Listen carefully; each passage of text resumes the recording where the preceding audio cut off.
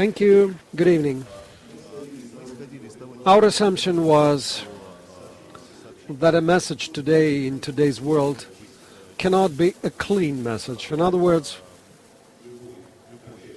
any shortest way from the sender to the recipient, it's easy to make it short, but it will involve anyway a lot of transactions, filters, distortions, and gobbling and noise. Eventually, the noise will prevail over information, so that we are in an information garbage situation, and every one of us has a need in detoxing. We assumed it might make sense to walk to a different direction, to bring it to the absurd or logical end. Instead, allow the garbage and noise to live a life of their own and to see what is happening, what happens without, so that the Occam's razor turns into a rubber toy from a sex shop. Information, we all know, is instantaneous living, not for a day, like it used to be said about newspapers printed on paper, but much shorter. At the same time, all the traces and trails of what we leave on the internet will remain for centuries, at the very least. And we decided to play on this contrast, where any word, a random word, or an accidental like, or a minimum activity on the media, in the media, could cause the creation and development some other virtual persona of the speaker, which may or may not coincide with the reality. Even if you are silent, a person still generates messages generated based on the previous acts of whatever minimum communication. So the butterfly effect in this case would be renamed in the word as a sparrow that will never be caught. When a message has an array of changing, transforming, difficult, hard to read concepts, situations and expressions, where the noise prevails over reality, virtual reality in this case, we concluded that it doesn't make sense to try to correct this situation or interact with its aspects. It should be further aggravated. If a word comes to the chaos, then the chaos should beget chaos. What we suggest to do is to open an alternative a window onto the alternative universe. If we give freedom to our own digital doubles, clones, you present some information on yourself, your digital trail, your information noise, for the creation of a global social network where the clones will be living the lives of their own.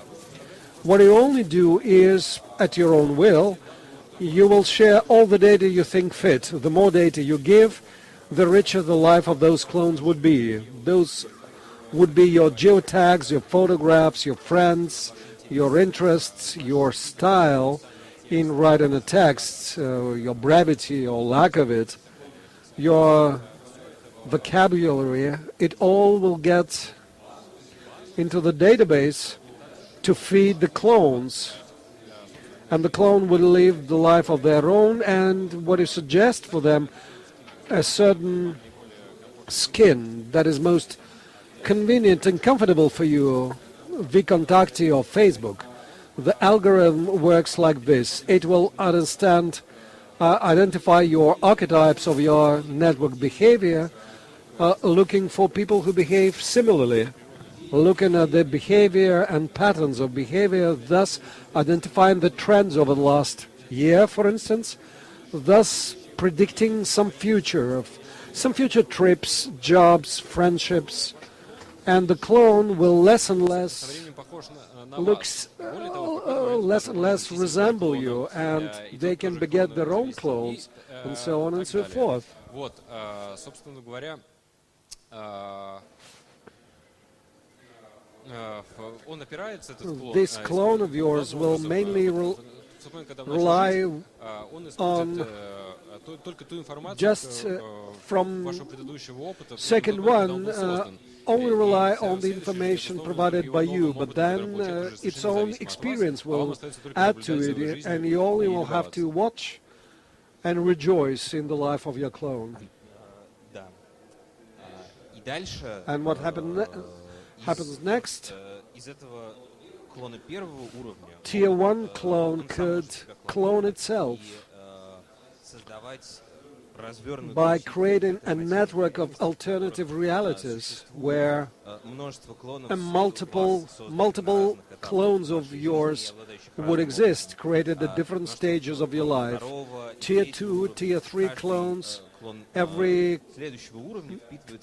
next tier of your clone would absorb your own experience and the experience of the preceding clones, and that would be a time-space continuum, very complicated one, but resembling the theory of alternative universes or alternative realities.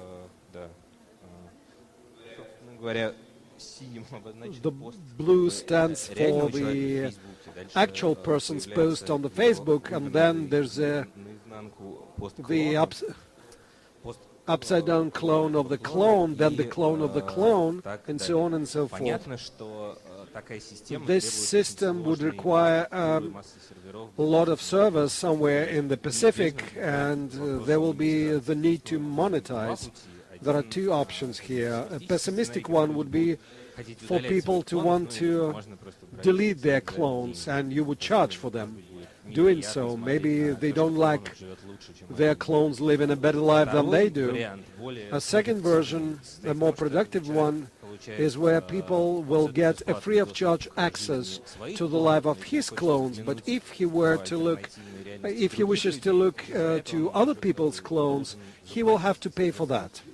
And those people, owners of the clones, the prototypes, will be paid some money for that, and the service will use the money to maintain the architecture. That's the model of the service.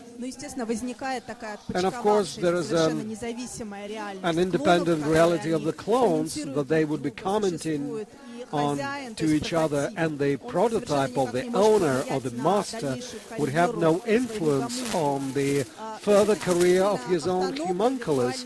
Those would be autonomous virtual persons, authors of virtual posts. If the owner was an artist, a writer, a composer, whoever, curator of actual art exhibitions, the clone would continue to do so. That would be a source of the new modern culture. Some clones maybe could express their expert opinion on whatever political, social, any other matter in the media, and the destiny of each clone would be different. The clone could evolve by progressing. Middle-level engineer could turn into a celebrity, for instance, making a fantastic career, or the other way around, become a bum or turn into a poet. So that's a system of alternative realities for hybrid messages to the all humankind, telling us all something about ourselves, revealing some truth. That reality would be subject of scientific, practical, even painfully pathologic, maniacal interest on the part of psychologists, political scientists, theologists, market researchers, lawyers, and voyeurists. Voyeurs, of course, because everyone will like to look at the people we know. The multiplication of the chaos is not something to be afraid of. There are two ways for the humankind to respond: ignoring it, for the better or for the worse, that's up to you to decide. Taking these clones as the warning before the apocalypse, or a productive way to use it by multiplying the impressions. Clones could be used as slaves, for instance, or as a preparation for whatever legal experiments. Next, let your imagination work And this is what would be very interesting for programmers or scientists to realize into something new. Thank you, Kirill, who prepared the slides. I forgot to ask to the guys to introduce themselves. Just give us the name. Alisa Ганиева, writer, prose writer. Mika Golubovsky, journalist. Mikhail Kleiman, bibliophile, philosopher, curator. Losha Kiselov, theater critic. Maxim, journalist.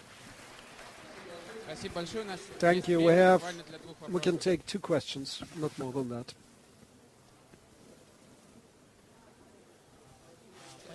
Thanks a lot for your presentation. It was interesting. My question is, if I talk to an object, do I have to know, is it a person or a clone? This model doesn't imply communication of a human and the clone. It's rather observation, watching over the evolving of its life in the virtual world. So there's no interconnection. I'm not going to read the comments posted by the clones. Well, it's an option.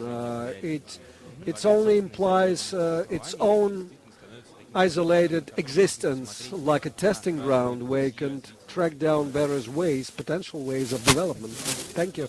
Well, but basically, we did discuss the possibility that some comment or some news from the clone that they could generate in their reservation to an event in the real life, like presidential election, and that comment could be the reason for a news comment. So the life of the clones and their reservation could have an influence on the real world. And one more thing to add. When the prototype dies, the clone will continue to exist. And if the clone of Berezovsky existed, it would continue to comment on the actual political events and could be cited in the newspapers. But that would be the clone.